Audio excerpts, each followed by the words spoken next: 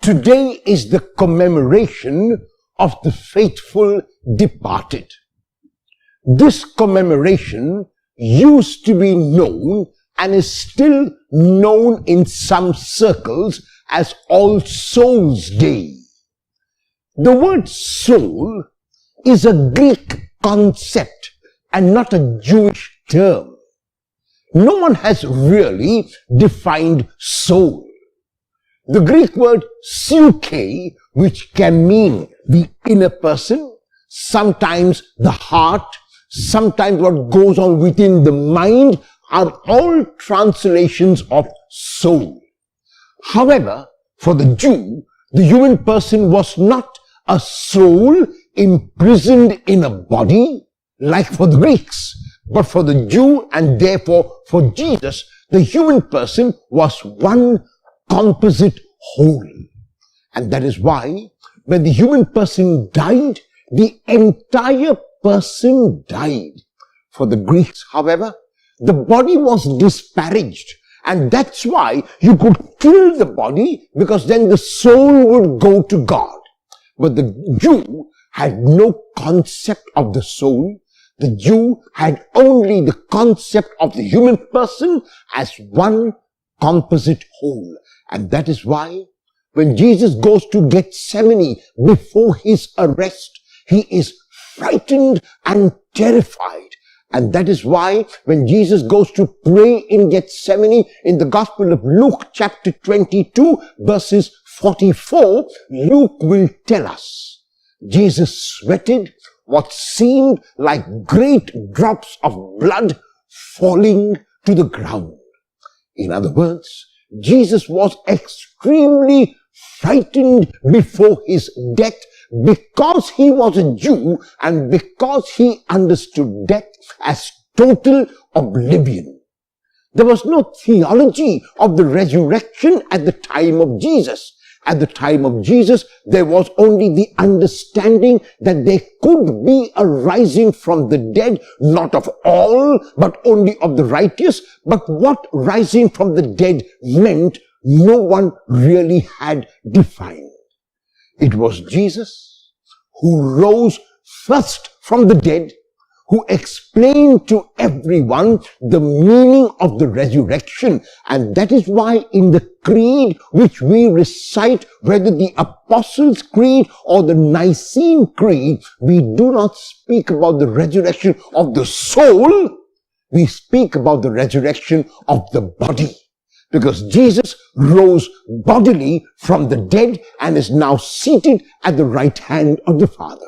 The commemoration of the faithful departed, therefore, after the resurrection of Jesus, is saying to us that for us as believers in Jesus, for us as Christians, life is only changed in death, not ended.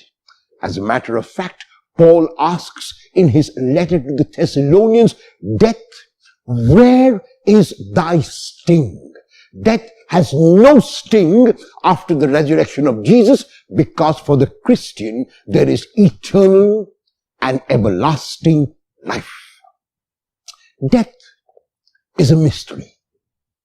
And the meaning of a mystery is that there is something about it that we know, but a great deal about it that we do not know. And so life is a mystery, Jesus is a mystery, and death is a mystery. What we can know about death is that because we are all mortal and made of flesh and bones, every one of us has to die someday.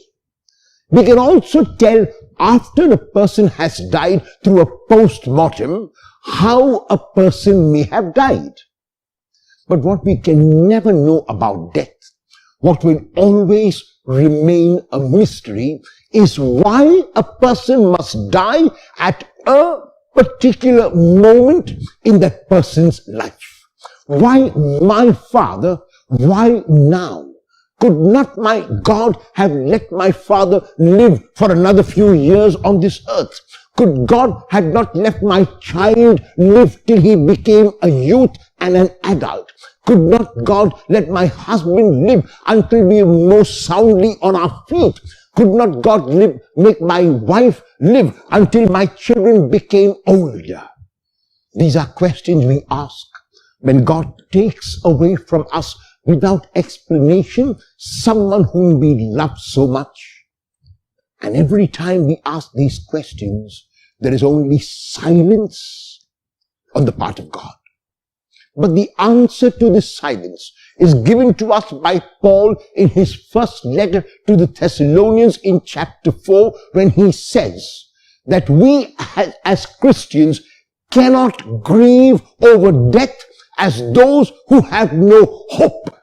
Our hope is in the resurrection of the Lord. Our hope is in the risen Christ. Our hope is in the Christ who lives with the Father. And so, our ancestors, and so our forefathers, and so the members of our family, and so our loved ones, whether husband or wife, or children or parents, or relatives or friends, are all alive with God.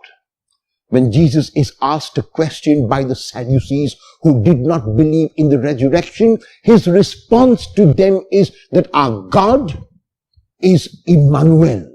Our God is a God with us. Our God is I am. Not a God of the past, not a God of the future, but a God of the now. The 14th century poet John Donne summarizes what death has to be for the Christian and what new life must be in his poem, Death Be Not Proud. This is what he says. Death, be not proud. Some have called thee mighty and dreadful, but thou art not so. For those whom thou thinkest thou dost overthrow, die not, poor death, nor yet canst thou kill me. From rest and sleep, which but thy pictures be, much pleasure. Then from thee much more must flow, and soonest our best men with thee do go.